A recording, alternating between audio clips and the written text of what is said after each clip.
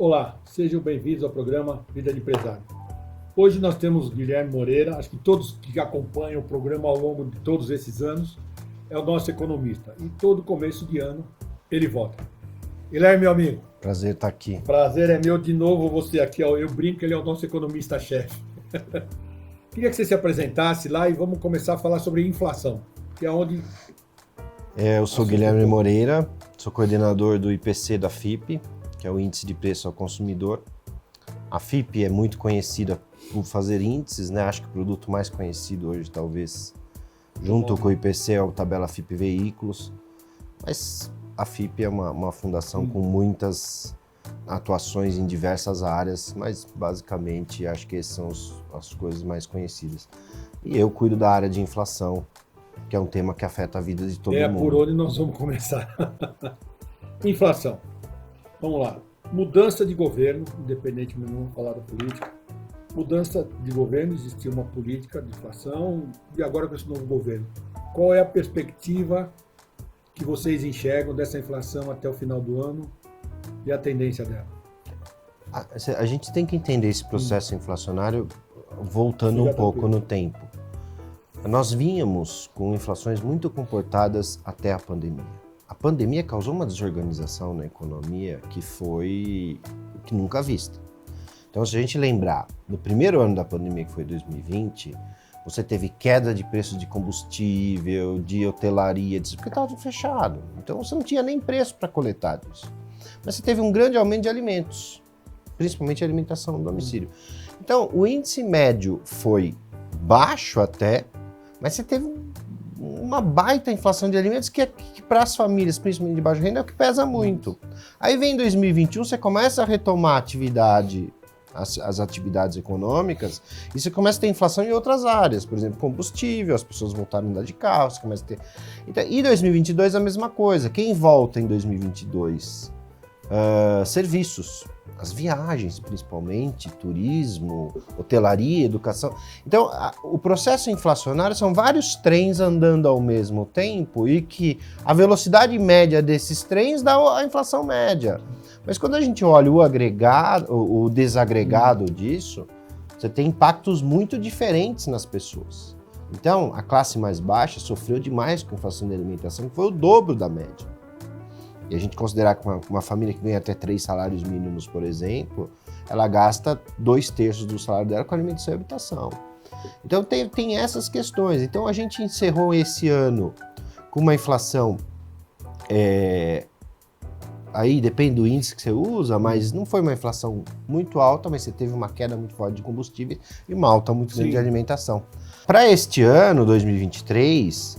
a gente tem esses efeitos que vão ser... Contados. Exato. Então, combustíveis, por exemplo, que foi feita uma desoneração, você vai tirar. Você tem o setor serviço continua aquecido.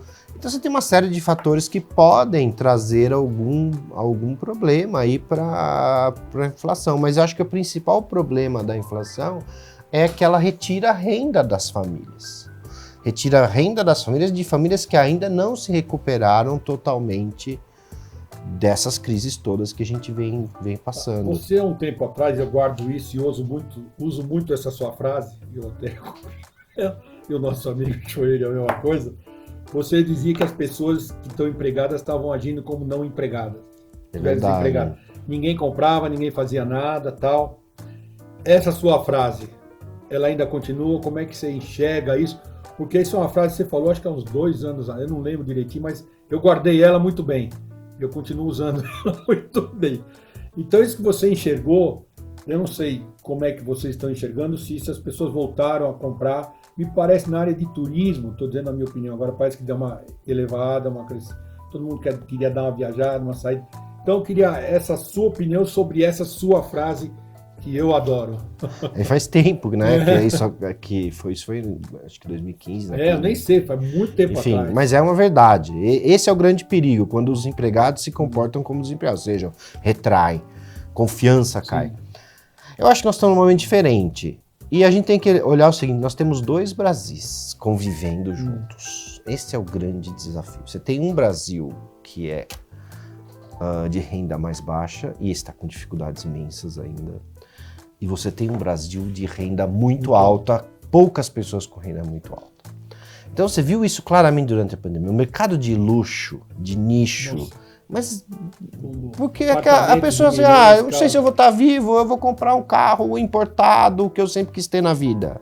Eu vou trocar o apartamento, Então esse mercado de luxo estourou. Então essas pessoas até que são menos afetadas por inflação, porque elas têm um mecanismo para se defender, a taxa de juros alta, de certa forma, traz uma renda extra da aplicação que ela tem no banco, no CDB, no CDI. Então você tem uma parcela muito pequena da população que está muito bem e vai continuar assim. Mas o problema é que a grande maioria das pessoas é salariado ou está no mercado informal.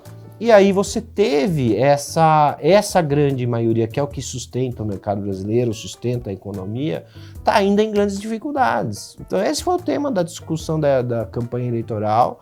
A inflação afetou demais essas pessoas por causa da alimentação, que subiu o dobro. E aí o desafio é fazer essas pessoas voltarem a consumir sem causar problemas de inflação, nem na questão fiscal. Acho que esse que é o grande desafio. Então você diria, elas voltaram a consumir, elas estão voltando aos poucos, conforme o emprego vem retomando e a economia vem retomando. Uma das coisas que preocupa muito também com a inflação é o dólar. Esse sempre foi, eu não sou economista, é você, é o grande problema que a gente tem. A gente nunca sabe se vai subir, se vai cair. Às vezes acontece uma coisa que eu não consigo entender. Um ministro, seja ele quem for, de que partido for, o cara fala uma coisa, o negócio despenca ou sobe demais, a bolsa cai demais. Então, eu não consigo entender a importância, eu vou generalizar agora, de um ministro da economia, às vezes, dar uma frase e o cara fala assim, o dólar caiu porque o cara falou isso. O dólar subiu porque o cara falou isso. Por que tem tanta influência disso? Ninguém sabe medir perfeitamente o comportamento do dólar, porque quem souber isso fica milionário instantaneamente. E o dólar tem uma importância muito grande na economia brasileira, eu te explico por quê. Praticamente tudo que a gente consome tem alguma influência do dólar. O pão da padaria tem o trigo, que subiu muito. Subiu muito. Então, o dólar afeta a inflação, porque praticamente tudo que a gente consome, do combustível, do diesel, que é o frete, do trigo, tem impacto do dólar. Então, esse é o grande impacto. E você tem impacto também na inflação, portanto. Então, isso causa impacto na inflação. Agora, a segunda questão do dólar, da importância, é que um dólar barato, ou seja, uma cotação mais baixa, permite com que as pessoas comprem mais. Então você vive sempre esse dilema. E aí, o porquê que varia tanto? É a entrada e saída de dólares no país. Se tem gente lá fora querendo entrar no Brasil para investir aqui, que pode ser tanto no mercado financeiro ou na compra de empresas, a maior parte do volume é no mercado financeiro, mas você tem compras de empresas também. Se tem gente querendo entrar aqui, você tem mais oferta de dólares, o preço cai. Como banana, sim, como cerveja no show, na praia. Então, entra mais, o dólar fica mais barato e vice-versa. Então, essas mudanças, essas incertezas batem no investidor estrangeiro e fala, pô, acho que isso não tá legal, eu vou tirar. Acho que isso tá legal, eu vou entrar. Então, se a gente pegar a cotação do dólar nos últimos tempos, ela chegou a 4,23, um pouco antes, 4,15, 4,23, um pouco antes de estourar a pandemia. Chegou a R$6 e agora está estabilizando na faixa 5,20, 5,25. Mas essas subidas repentinas que são grandes causadoras de bagunça. Porque afeta a gasolina, você não consegue se planejar. Não, e aí depois se aumenta, não volta para trás nunca mais, né? O dólar cai, mas o cara não volta. Então, a incerteza faz o dólar subir. Agora, na minha visão, o Brasil vive um momento muito particular, independente da política, sim, que é o seguinte, nós estamos... A geopolítica ficou complicada no mundo. Disputas China com Estados Unidos, guerra na Ucrânia, e o Brasil está fora dessa confusão. E nós temos os produtos que eles querem comprar. Nós temos commodities, ou seja, nós temos soja, nós temos carne, nós temos petróleo. Então, o Brasil tem uma oportunidade muito boa que vai acontecer, apesar da desaceleração mundial, na minha opinião, de se colocar nesse contexto todo. E isso afeta também a cotação do dólar. Então, se você consegue se colocar ter uma certa tranquilidade de fundamentos, ou seja, não vamos fazer loucura, calma aí, não é bem assim, que vai ficar tudo tranquilo, você vai ter tem demanda para que o Brasil vende lá fora, portanto tem espaço. E a outra coisa que eu sou otimista, eu acho, e não sou só eu ouvi diversos economistas comentando isso, o Brasil está muito barato, Rica. Está muito barato. As empresas brasileiras estão baratas. Então, investir no Brasil é um bom negócio. Não tenho dúvida disso. E tem muito investidor estrangeiro de olho nisso. Você só precisa do quê? Ter um pouco de segurança, só isso. Acho que todos os segmentos, você como economista sabe melhor que eu, sabe que crise vai existir sempre. Mas essa crise que o varejo está passando hoje, como é que você enxerga, por exemplo, isso é saída de dinheiro ou oportunidade para quem quer comprar? Porque, assim, vou dar a minha opinião quanto a sua. Eu vejo que numa crise, eu lembro que o seu Samuel Klein falava, é na crise que eu cresço. Exato. Então, isso é saída de dinheiro, na sua visão agora, entrada de dinheiro, porque fica mais barato para comprar, como você acabou de dizer, o Brasil é um país barato. Como é que você enxerga essa crise aí? E pode gerar mais inflação ou não afeta muito? Olha, o Brasil tem eu tive um professor que brincava, o Brasil continua sendo o Brasil, ele falava, e isso é bom e ruim. Mas o lado bom é que o Brasil continua sendo o Brasil no seguinte sentido, nós somos um país de 210 milhões de habitantes, portanto sempre teremos um varejo forte, quem quer que seja. Então nós tivemos já outras crises no varejo, grandes magazines quebraram, outros entraram no lugar. Por quê? Porque a gente tem 210 milhões de habitantes comprando coisas o tempo todo, então sempre teremos um varejo forte no Brasil, que muda o formato. Então eu vejo assim, essa crise do varejo, eu não vejo como uma crise do varejo, talvez uma crise de uma ou outra empresa e que vai acabar sendo resolvida. Vejo muito espaço de crescimento ainda porque a renda está deprimida ainda, não teremos um crescimento de PIB muito significativo esse ano, mas a gente espera que ao longo do tempo o país volte a crescer e, portanto, as pessoas voltem para o varejo. Pode ser online, pode ser presencial, enfim, que seja, mas eu não vejo. Agora, essa relação com as empresas estarem baratas ou não, você tem algumas questões que influenciam isso. Primeiro, você subiu muito a taxa de juros no Brasil. Isso desloca dinheiro de bolsa para outros ativos, inclusive de empresas. Sim. Então isso deixa as empresas mais baratas. Tem uma outra questão. Agora, o investidor estrangeiro pensa em dólar, né? Sim. E o câmbio também está... o dólar caro, na faixa de 5, também torna tudo aqui barato. Então quem vem de fora com dólar acha tudo barato no Brasil, inclusive empresas. E quando a gente vai para a Argentina, no peso. Exato, exato, esse é o mesmo parâmetro. Então quem vem aqui com euro ou dólar na mão acha tudo barato, inclusive empresas. E aí abre-se um espaço imenso para um país que, se fizer o dever de casa e se organizar e tirar o risco de baixar o risco, fala, olha, você tem 210 milhões de habitantes, um país que está organizadinho, está fazendo reforma, está organizado, vamos entrar porque tem grandes oportunidades. Então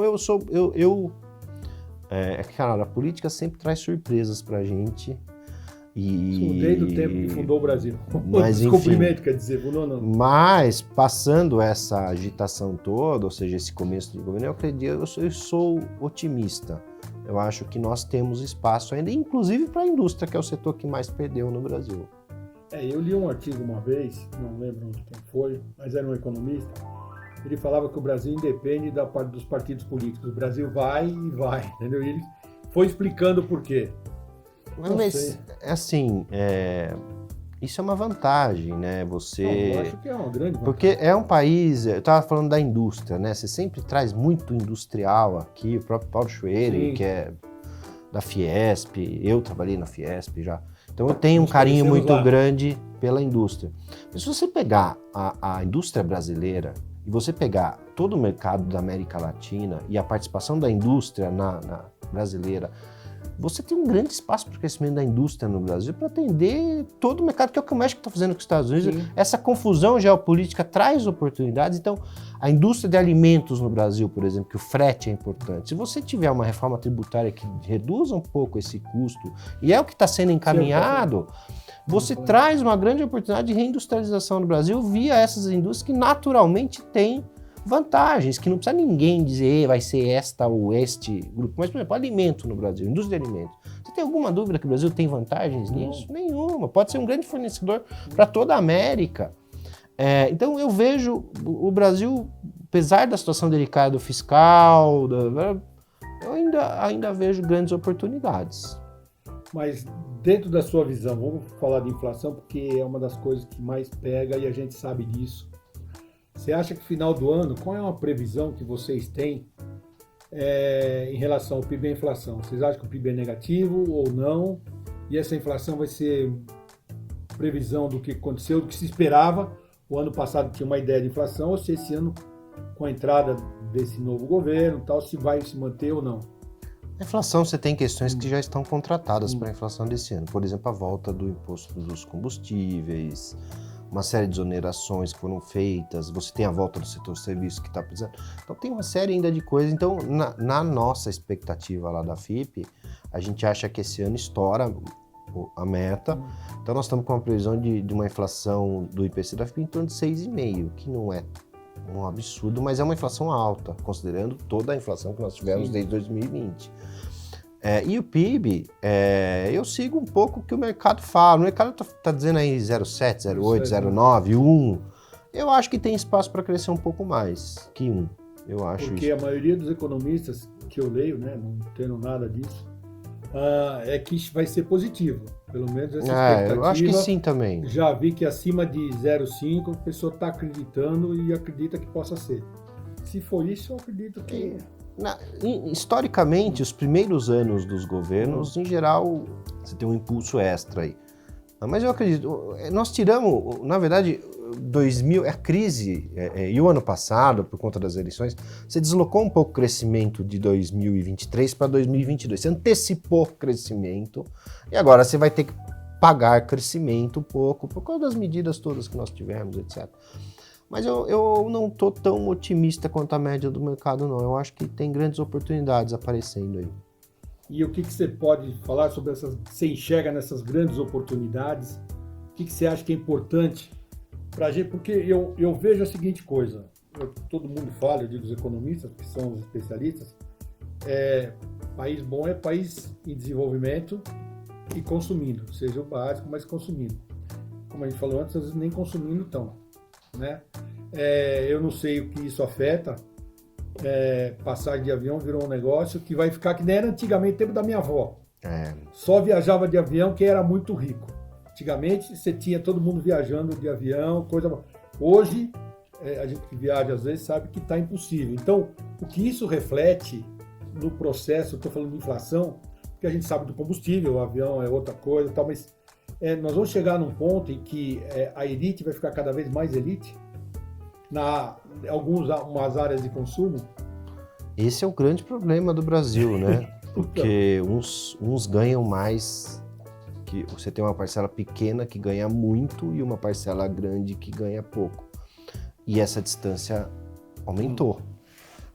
O grande desafio da política econômica é fazer com que todos cresçam e que essa distância entre as pessoas diminua. E esse é o grande desafio que pautou toda a discussão eleitoral, né? Sim. Trazer essas pessoas de volta para o mercado de trabalho em condições melhores. E é um desafio imenso, imenso. Não é fácil. Porque você tem que gerar muita renda, você tem que gerar empregos de qualidade, e esse tipo de coisa você não gera através de... Claro, o programa social é emergencial, sou totalmente a favor de Bolsa Família, mas você gera emprego de qualidade, qualificando pessoas, treinando. Por que o setor serviços brasileiro é um setor... Todo mundo fala, os setor serviço que gera mais valor agregado, mas depende do setor serviço. O setor serviço é o quê? É eu na frente do computador, e quem gera valor aqui é o que está na minha cabeça. E esse é a matéria-prima que você precisa desenvolver no Brasil. Conhecimento, educação, isso leva tempo, né? Então esse é o grande desafio da sociedade brasileira há muitos anos e vai continuar sendo durante muito tempo. O que não é fácil, eu acho que ainda vai alguns longos anos. Talvez a gente não veja, a nossa geração não enxergue isso, mas os nossos filhos, quer dizer, os meus já estão, já minha neta talvez enxergue seu filho e tal. Mas é isso daí. O Guilherme, meu amigo, pode falar. O importante é não ter retrocessos. Bom, você pode diminuir a velocidade nesse caminho, mas o importante é não ter retrocesso. Se você caminhar para frente. Perfeito. Isso você está... Verdade. Você falou mais uma que eu vou usar. Guilherme, nós estamos chegando ao fim. Te agradecer de novo. Você sabe que o único economista que vem aqui enquanto eu for nesse programa vai ser você. E eu queria que você desse as considerações finais. O que realmente o empresário pode esperar esse ano sobre economia e inflação? Apesar que a gente já discutiu, mas só um resuminho bem pequeno. Eu acho que nós teremos um ano ainda difícil. Difícil no seguinte sentido, ainda um PIB que demora para crescer, então o empresário não vai ter grandes crescimento, o Brasil não vai crescer, isso afeta todo mundo. Você ainda tem um processo inflacionário forte em andamento. E tem essa confusão toda no varejo que a gente começou. Então, são condições que o primeiro semestre vai ser um pouco conturbado. Mas eu acho que passando o primeiro semestre desse ano, a gente começa a entrar nos eixos. Eu acho que tem grandes oportunidades no mercado internacional para o Brasil. O Brasil tem commodity, tem uma série de vantagens. E eu, pelo menos, minha esperança é que tenhamos um segundo semestre um pouco melhor. Guilherme, meu amigo, como eu brinco, meu economista-chefe do programa. Obrigado, manda um beijo a Carol. E obrigado por você ter vindo. De verdade que você é uma sumidade na área e a gente fica muito feliz de você estar aqui. Eu que agradeço. Então, se você quer ver este e outros programas, veja pelo nosso site, pelas nossas redes sociais. Obrigado e até lá.